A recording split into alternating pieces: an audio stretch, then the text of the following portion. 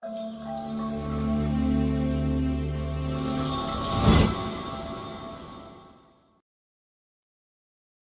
friends, welcome to second episode of the season 1 of Medicine Daily Dose, and in this episode we will discuss about the CT scan findings of COVID-19. This will be a relatively short episode.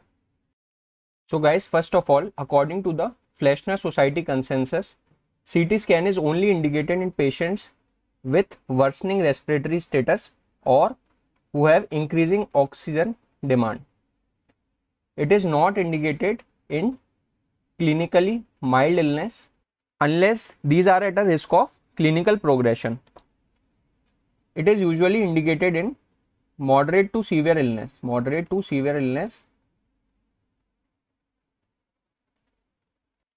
and according to the severity which is given by CT severity index, we can have a good triage of the patients.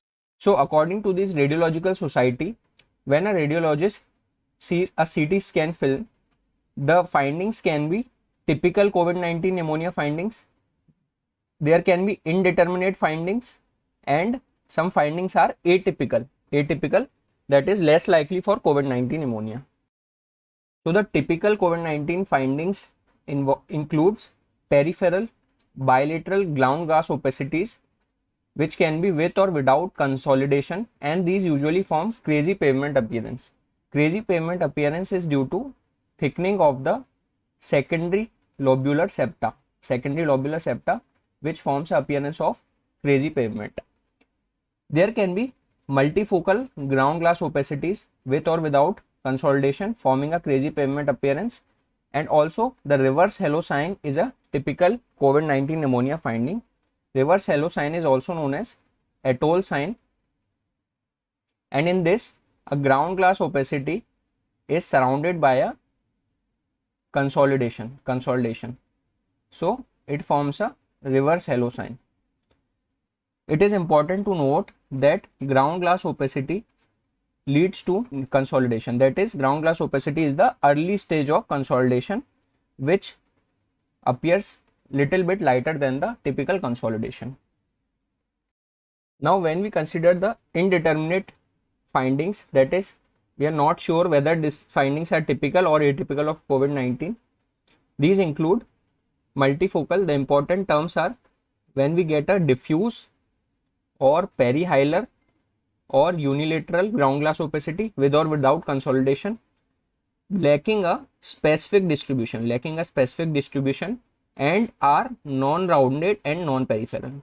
So these are the important terms in indeterminate findings, that can be diffuse, perihilar, unilateral, which are lacking a specific distribution and are non-rounded and non-peripheral opacities. Also, if there are few ground glass opacities which are non-rounded, this is also a indeterminate finding of COVID-19 pneumonia. Now coming on to the atypical findings. The atypical findings include if there is presence of isolated ground glass opacity or lobar consolidation, tree in bud appearance, only septal thickening, and mass or nodular pattern. Now one important point is differential diagnosis of crazy pavement appearance. So it can be seen in pulmonary alveolar proteinosis. It can also be seen in pneumocystis carinii pneumonia, and good pasture syndrome. So these all are the differential diagnosis of crazy pavement appearance in addition to COVID-19 pneumonitis. Now the system which is followed in reporting of CT scan is known as CORADS. The full form is COVID-19 Reporting and Data System. It is important to note that it is a system which will tell the level of suspicion. That is, the CORADS scoring will only be important for the level of suspicion. It depends on the pattern and do not involve the severity and distribution of the pneumonia. For the severity, there is CT severity index, for which the score is given separately. Now these are the typical CT scan findings which are seen in case of COVID-19 pneumonia, which include ground glass opacities which are usually peripheral, and can also include crazy pavement appearance, reverse halo sign also known as atoll sign. These all are the typical COVID-19 findings. One important part is that the ground glass opacities are usually basal in location. The first involvement is in the basal part of the lung segments. Now, according to the CORAD system and the findings which a radiologist sees on a CT scan, it is given a score which is CORAD scoring. So, if the CT scan findings have a improper scan, that is a scan is not properly done and it is not interpretable, then it is given as CORAD 0. If the CT scan is normal or non-infectious abnormality is seen and the level of suspicion is nil, then it is given CORADS 1. CORADS 2 has low level of suspicion and there are abnormalities consistent with infection which is other than COVID-19. CORADS 3 is intermediate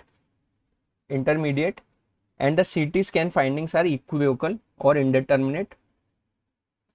CORADS 4 has high level of suspicion and the abnormalities are suspicious for COVID-19. CORADS 5 is very high suspicion and there are typical COVID-19 findings which we have discussed just now. CORADS 6 is RT-PCR positive patient with typical COVID-19 findings. Now friends, to calculate the CT severity index, we have a criteria. The lung has 5 lobes and each lobe is given a different score. And the score is given according to this pattern. If the lung lobe is 5% infected, it is given score 1. 5 to 25% infected, it is given a score of 2.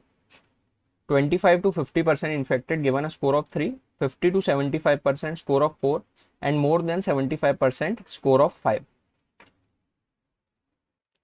After we have given every lobe a score, then we add all the scores of all the individual lobes and calculate the total score.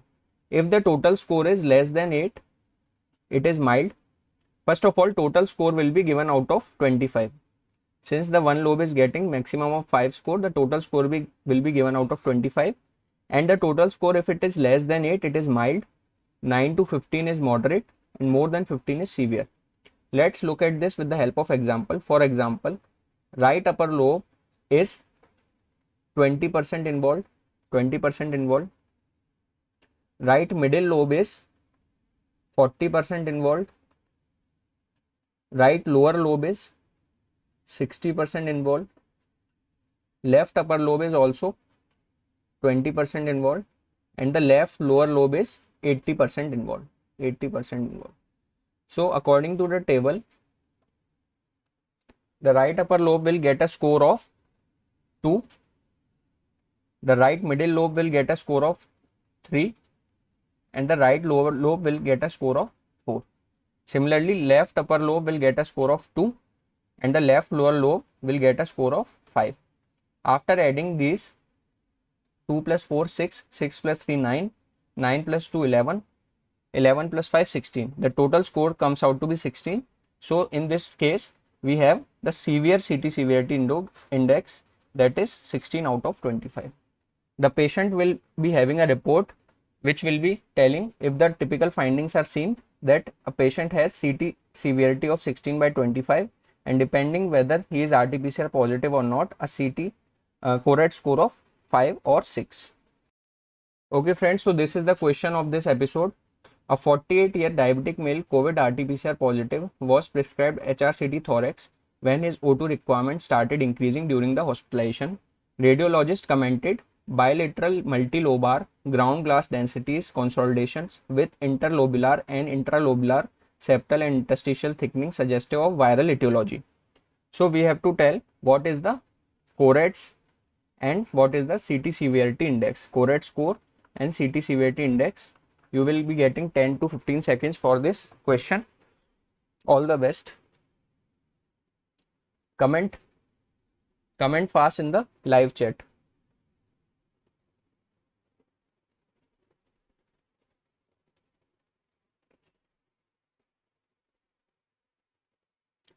This is the lobe involvement, individual lobe involvement.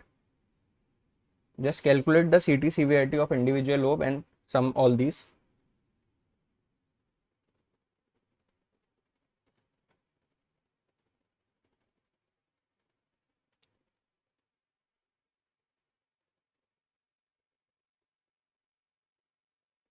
Okay, time is getting up, guys. Time is getting up.